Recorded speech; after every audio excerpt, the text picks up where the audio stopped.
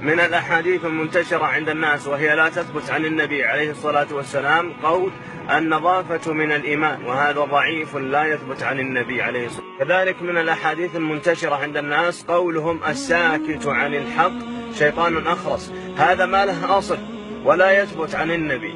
كذلك من الأحاديث المنتشرة عند الناس قولهم الفتنة نائمة لعن الله من أيقظها، هذا منكر ضعيف لا يثبت عن النبي. كذلك من الأحاديث المنتشرة قولهم أبغض الحلال إلى الله الطلاق، هذا ضعيف لا يثبت عن النبي عليه الصلاة والسلام. كذلك من الأحاديث المنتشرة قولهم الجنة تحت أقدام الأمهات، يقول الألباني هذا لا أصل له بل موضوع ولا يثبت عن النبي. كذلك من الأحاديث المنتشرة قولهم أحب الأسماء إلى الله ما حمد وعبد، وهذا لا أصل له ولا يثبت عن النبي عليه الصلاة والسلام. كذلك من الأحاديث المنتشرة عند الناس قولهم يخلق من الشبه 40، وهذا موضوع لا يثبت عن النبي عليه الصلاة والسلام.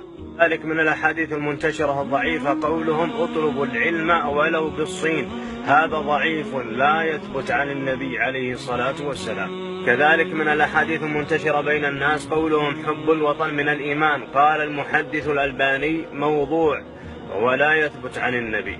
كذلك من الأحاديث الضعيفة المنتشرة عند الناس قولهم اختلاف أمتي رحمة، وهذا باطل لا أصل له.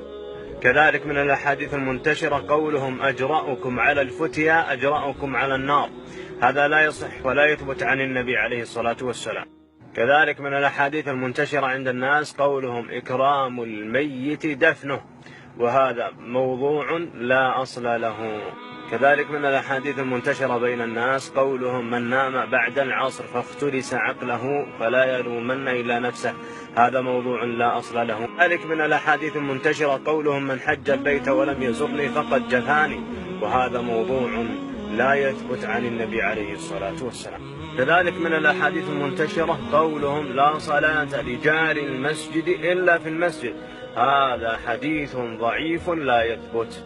كذلك من الأحاديث المنتشرة قولهم من تعلم لغة قوم آمن مكرهم، قال الألباني لا أصل له. ومن الأحاديث المنتشرة قولهم أدبني ربي فأحسن تأديبي، هذا لا يعرف له إسناد ثابت وهو من الموضوعات.